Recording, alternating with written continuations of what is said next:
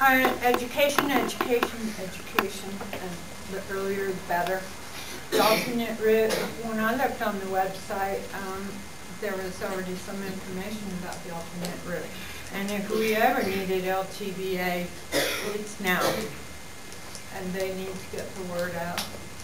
Miles difference. It's not as much as you might think. It's very remote. It's very beautiful, but I do think that there are opportunities for us to partner with businesses, create publicity, and I think that the time to start planning for that is now. So that'll be whoever gets elected. That'll be your first big project, other than 7 months from right now.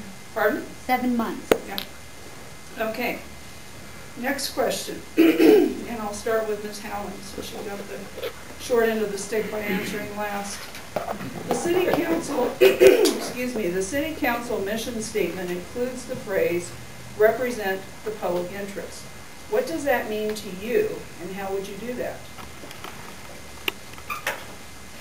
Representing the public interest means to me to listen, to go face to face with any person who has a reality that might not be similar to mine and give them my undivided, 100% unbiased attention to their issue. And I feel that a lot of the city council members in the past and right now, they can't put their bias aside to listen to people, and I feel that I bring a different kind of a voice because I have nothing to personally gain from this besides building a community that's safe for families and helping keep what we have sacred. And I feel that that's what I will do as a council member. Thank you, Ms. Woody. Democracy is a messy business, and unfortunately it gets messier and messier the closer you are to making those decisions. I think unfortunately with what happens is that people in positions to make those decisions tend to block out the voices of all the community. Listening is absolutely critical. Transparency in government is equally as important. Why the decisions are made, when they are made, are important to communicate upfront, straightforwardly. No more behind closed doors. What does public interest mean? It means that basically the decisions that I would make on council would better the entire city, not just a select few. Thank you, Ms. Jones. Absolutely. I have no agenda other than to help our community. I believe I have a unique skill to help our community, and that is my experience with governmental accounting. It can be very complex at times. The city has 79 separate funds. At the Tahoe Keys we have 38. I had experience with that, and that's how I will represent the public interest, because every taxpayer wants to make sure that their money is being spent in a way that's going to help benefit the community the most. And I have a unique skill in that I can read the budget and I can look between the lines, and I can make sure that as city council member I will be accountable to the taxpayers, because the taxpayers' money is important. Ms. Thompson. I've established a track record for how I work to represent the public interest while on the board of the school district. I made a habit of not only going to the schools, I sat in teachers' classrooms, I sat in parking lots and talked to parents. I went to meetings, I visited not just our school, but our preschools and our feeders, talking and finding out what was on the minds of the community. Representing public interest is one, always being open and reaching out. Two, it's being transparent in the actions you take and explaining and messaging out in every board meeting, or in this case council meeting, why you are taking the stand you are taking. And last, it also means the courage to make the right decision even if it's not popular. And that is the most important part, I believe, of what you should look for in a council member. Hi, Steve Cubby, and I think we all agree that on the importance of communication and transparency. But I think the public interest goes beyond that. I think it goes to the point of not being a rubber stamp for all the higher authorities above us, not being a lapdog to the TRPA, but being a guard dog, actually protecting the citizens, protecting their property rights, protecting their constitutional rights, protecting their right to be able to work without being intruded upon by the most overregulated real estate in the United States. So I see the public interest as defending the citizens of South Lake Tahoe against this ever reigning sky of federal, state, county mandates, rules, and regulations. Ms. Curry. Representing the public interest is transparency and communication, and your door always has to be open if you agree with someone else or not. You need to evaluate their opinion and utilize their opinion in making your decisions. One of the things that I think that council has been neglectful in not representing the public interest is they're presented with a ordinance or a project and they move quickly on it.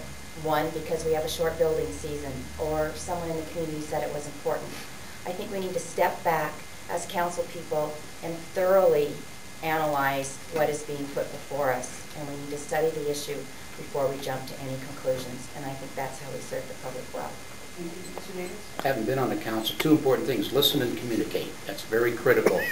All your 5 council members are ambassadors. This job takes 30 to 50 hours a week. Every person has to pull their weight. And if they're out in the community talking to service clubs, going to TRP meetings, El Dorado County, Douglas County, they can start communicating with this community. This council hasn't done that, and that's what's important, that we have the time commitment to do that. I've also proposed that we do a monthly meeting with the local media, to have a media day with all the local media, discuss the issues with them once a month. I'm also going to look at discussing with the council quarterly town hall meetings again, where we actually meet in the community, and also better use of Channel 21 to communicate to the public what we're doing. Thank you. Well, those who worked with me at the city are well aware of my opinion on closed-door meetings, and I did not like them at all. I think that the public interest is listening to the community. It's also communicating and educating the community. Sometimes they don't really understand why a procedure is being followed. So not only is it extremely important to listen, and listen to everyone. I treat everyone the same. And you have to listen to every sector of this community, but you also have to communicate back. You have to explain to people why you're doing things. Doug Chahovich, as a council member, I think fiscal responsibility and communication are the major priorities. Make sure everybody knows what page everyone else is on, so that in the council we can communicate and the public knows what's going on and where their money is being spent and what projects and what is being accomplished throughout town. Thank you. Thank you. Okay, this next question is an audience question, and I'll start with Ms. Swanson. Okay. This is the 10-year anniversary of the passage of Measure S by a 2/3 vote, which promised 26 miles of bike trails. What would you do to help complete that project? That's a very good question. Money needs to be moved into developing more of those bike trails, and we have to do a better job of working with our partnering with the Tahoe Conservancy that is there and ready to work with us on more bike trails. But they've neglected to bring dollars to this end of the basin, choosing instead to work on the North Shore because the city was such an unreliable partner. And that's an important piece of being able to move it forward. Further, it's not just building the bike trails that I'm concerned about and look to, but it's looking at how do we maintain them. That's an ongoing problem, even with what's already there. And there are opportunities in funds that are at TRPA now that we could access and pull in that has to do with air quality mitigation, which bikes are a perfect place to do it. She used to be pulled in to both doing the maintenance. That's the other portion of Measure S. Could I hear the question again? Sure. I'll find it here. This is the 10-year anniversary of the passage of Measure S by a 2/3 vote, which promised 26 miles of bike trails. What would you do to help complete that project? You know, I've been investigating this, and it seems like we were promised an athletic field. We were promised a number of things that never came through, and I don't understand how you can have something pass that's supposed to deliver these things, and it doesn't happen. I think it needs to be investigated, and it needs to be resolved. I can say that I think that bike paths are a very big priority for this town, and I've said all along, you cannot have a world-class resort with third world roads, sidewalks, and bike paths. Thank you.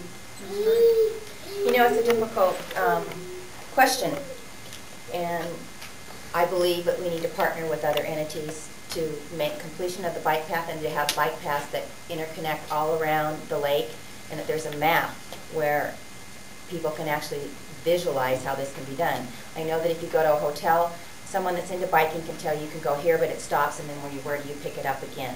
So I think it's, one, an educational process. Second, we have to work with other entities to continue to develop the bike paths. And then the last problem is maintenance. We have to set the dollars aside to maintain these bike paths. I think Measure S has fallen short of the promises to the community. We originally talked baseball fields, ended up with a soccer field. If I remember correctly, Measure S also has money in there for maintenance. That was a concern of the current existing bike trails. We do need a partnership. Conservancy has some grant funds. There's got to be additional grant funds to get those 26 miles of bike trails back into this community. But my personal opinion, I'm very disappointed in the execution of Measure S. Thank you. Thank you, Ms. Gooch. Measure S funds does, they do have maintenance funds within that measure. So that's not the problem. The problem is connectivity.